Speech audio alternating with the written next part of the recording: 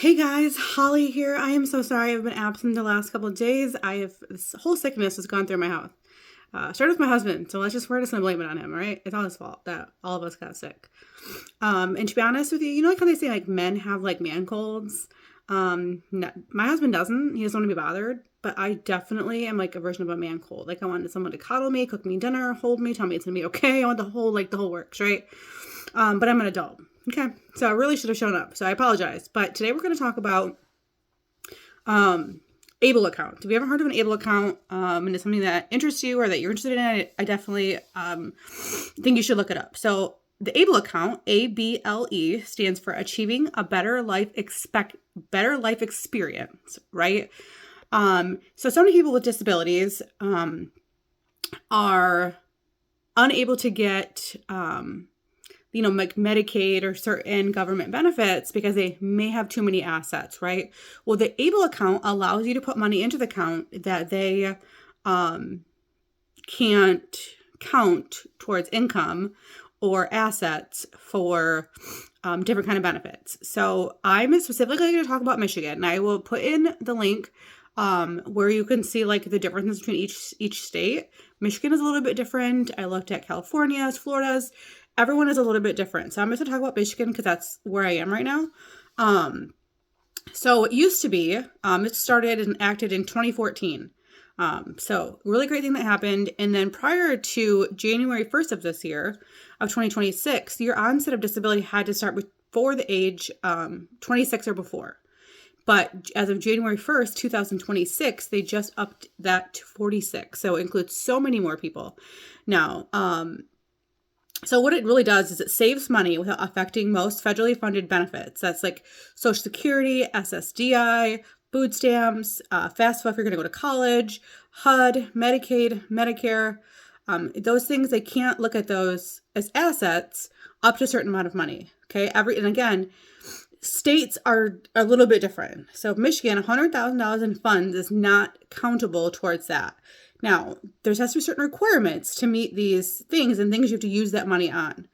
But the growth is not taxed, and then it doesn't count as income, like I'd say on your taxes or anything like that. It doesn't count as income as long as you're using it for qualified disability expenses. And there's a whole list of those.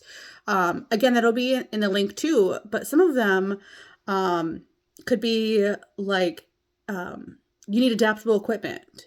For a wheelchair, you need a mechanical arm, you need things that sometimes insurance isn't going to cover, which seems silly, but it happens a lot. So some of those things that insurance may not cover, those can be used with this ABLE account.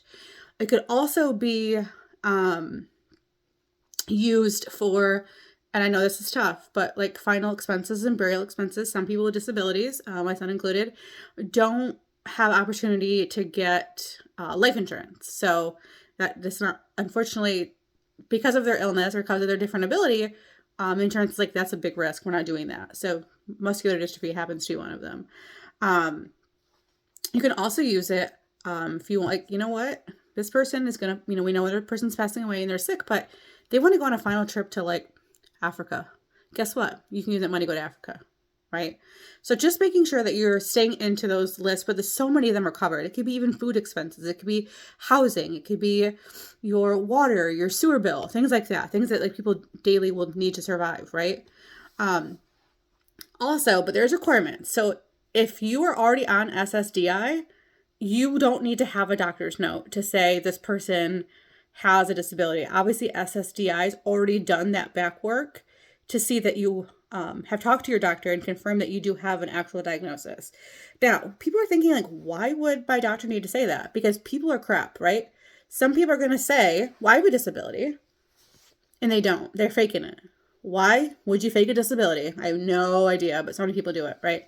So SSDI already took care of that work. But if you're not currently on SSDI, you have to get a doctor's form stating that you have a severe disability that's like functional limitations. Like I can't work, or I can't feed myself, or like things that are going to last a long time. Not something I should like, I have a cold and it's going to be better in a week. It's not something like that. It has to be a severe disability.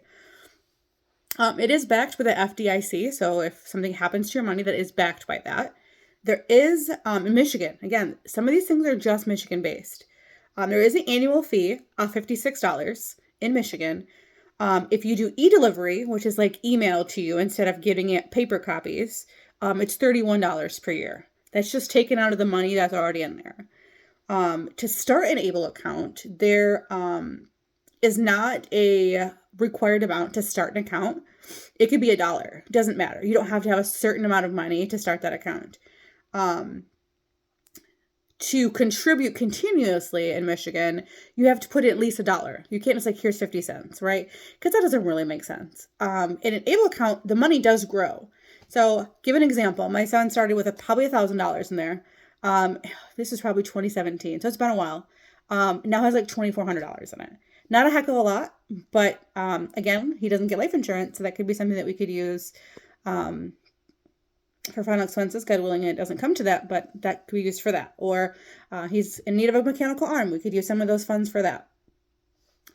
I think that this is really the smartest thing for you to do. If you have a family living maybe in an AFC home or someone with a disability in your home, and again, now the age changed to 46. So the onset of that disability had to be before 46, like 46 or before, but could it be 45 years and 11 months, right? Take benefit of this. This is money that the government can't say you have too many assets. Well, guess what? I have $100,000 in this account, but the government can't touch it. Those are things that are for me. If I need them, God willing, right? That we don't have to use them, but if we do, they're there, and the government cannot touch them. ABLE is achieving a better life experience. Because so many people, you know what? I'm on disability and Social Security disability, and I'm disabled, but I want to get married. But guess what? I can't because my partner has too much assets. Use this account and put that assets in there. You get something, any refunds or things like that, put that in there. You can take it out as you need it. It does charge you sometimes, depending on your state, to take out your money. Could be like if they're going to write a check to you, it's going to be in Michigan, $15. Okay. It's not that big of a deal compared to what it could be, right? But use that to your benefit. Sometimes you have to work around what the system does, right? Called for my son. Hey, you know what? Chase is 16, Social Security. I'm so sorry. You have too many assets. And they will ask you about your ABLE account and say how much you have in that. And you can tell them, but they cannot use that against you. And you can remind them on the phone nicely. Hey, this is an ABLE account though. He has this much money, and per the law, you are not able to count that as assets for him.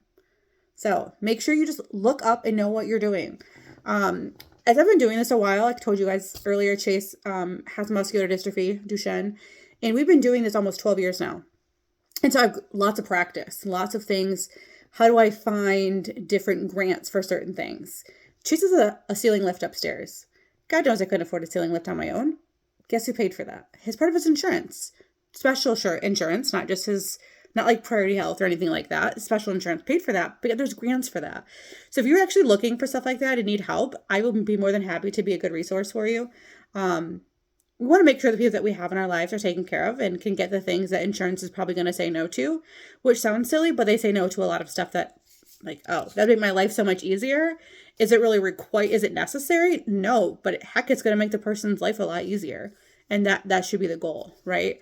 So we'll be happy to be a resource for you and be able to look at all those things with you, find you things. I found things on grants for generators, grants for wheelchairs, grants for extra things on a wheelchair, for a ceiling lift, to go to a conference if that pertains to you or your child's illness, like all these things, right? Take advantage of those things.